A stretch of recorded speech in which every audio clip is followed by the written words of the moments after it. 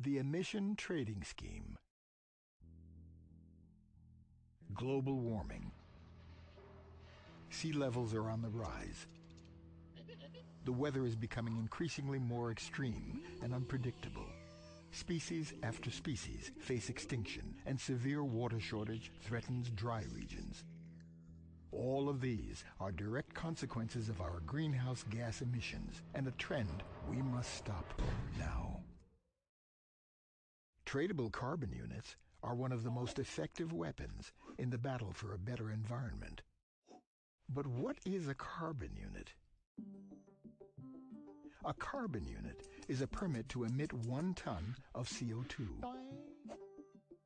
This is equal to the emissions of a one-way flight from Oslo to Bangkok for one person, or 5 months of driving by an average Norwegian motorist. So how does the emission trading scheme actually work? The emission trading scheme determines how much CO2 and other greenhouse gases we can emit. In 1997, most of the countries in the world signed the Kyoto Protocol. The aim of this agreement is that all industrialized countries should reduce their total emissions of greenhouse gases by at least 5% from 2008 to 2012, compared to their emissions in 1990. The UN distributes quotas of carbon units to those industrialized countries that have signed the treaty. These units set a limit on the level of emissions. This limit is equivalent to the total amount of CO2 that these countries are permitted to emit, and which is less than the anticipated emissions. Some countries are so successful in reducing their emissions that they simply don't need all the carbon units they've been allocated, while other countries may struggle to reduce their emissions and need more units. Countries may, therefore, buy and sell carbon units. The price of tradable units depends on how many there are in circulation. Similar to a stock exchange, prices vary according to supply and demand. Each country is individually responsible for deciding how to cut its emissions. Heavy industry is often responsible for a large share of a country's CO2 emissions. Many countries have therefore decided that these industries must make the largest contribution towards emission reductions. Let's look at an example. Factory A and B have both been allocated carbon units by their authorities. Factory A decides to reduce its emissions by implementing climate-friendly measures. Their reduction efforts are in fact so successful that they have carbon units to spare. These can then be sold. Factory B, on the other hand, is unable to reduce its emissions and has to buy carbon units, from Factory A, for instance.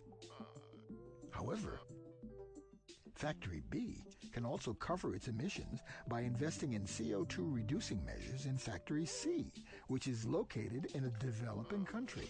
Although this country does not have any obligations under the Kyoto Protocol, the UN can still approve the emission reductions and give Factory B carbon units equivalent to the reductions in Factory C. So, regardless of whether Factory B buys units from Factory A or C, the result is reduced emissions. But what part can I play in all of this? Some people pollute more than others. Worldwide, the average person emits around 4 tons of CO2 a year. In total, this amounts to more than 27 billion tons. As an individual, you're not part of the emission trading scheme. However, you can still contribute by offsetting your own private emissions. Several public and private websites allow you to both calculate and offset your emissions. The Norwegian government has established a voluntary carbon offset scheme where the units you buy are deleted from the official trading scheme.